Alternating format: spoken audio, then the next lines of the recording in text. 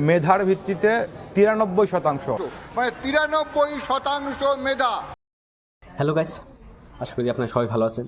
তো গাইস আপনারা সবাই কম বেশি সোশ্যাল মিডিয়াতে দেখতেছেন যে বাংলাদেশে কোটা নিয়ে একটা প্রতিবাদ চলতেছে। বাংলাদেশের যত ছাত্র আছে, ইউনিভার্সিটি, মহাবিশ্ববিদ্যালয়, বিশ্ববিদ্যালয়, তারপরে কলেজ যত ছাত্র আছে, তারপরে মৌলবাদী মানুষের যত সংগঠন আছে সবই রাস্তায় নেমেছে, প্রতিবাদ করতেছে। এই প্রতিবাদ আজকে সাফল্যের দিকে।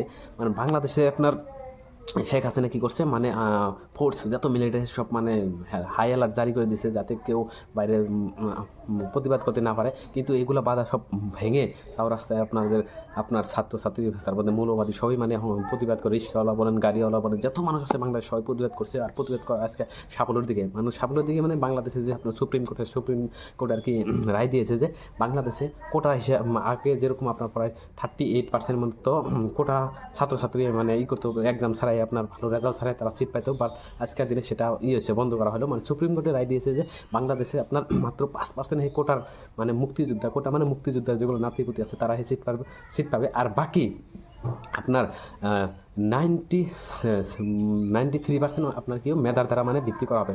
মেধা আপনার ভালো রেজাল্ট করে ভালো ছাত্র যারা আছে তাদের এক্সাম দিয়ে ফলাফল করে তারা আর কি জব চাকরি আর কি এই ধরনের পাবে। আর বাকি আপনার 1% হলো যারা প্রতিবন্ধী আছে তারা হলো তাদেরকে দেওয়া হবে 1% সিট। আর আপনার 2% সিট হলো একবারে গরিব নিম্ন পর্যায়ের মানুষ আছে তাদেরকে দেওয়া হবে 2% সিট। আর 5% হলো আপনার কোটা। আর 93% হলো আপনার মেধার দ্বারা ভিত্তি করা হবে। আর 2% অন্য কিবা থাকে তাদেরকে করে আর কি সিটটা দেওয়া হবে। তো গাইস, বাংলাদেশে আজকে সুখের দিন শুনে ভালো লাগলো, যেহেতু সুপ্রিম কোর্টে শেখ হাসিনা করা রায় নাকচ করে সুপ্রিম কোর্টে রায় দিয়েছে, ভালো একটা রায় দিয়েছে।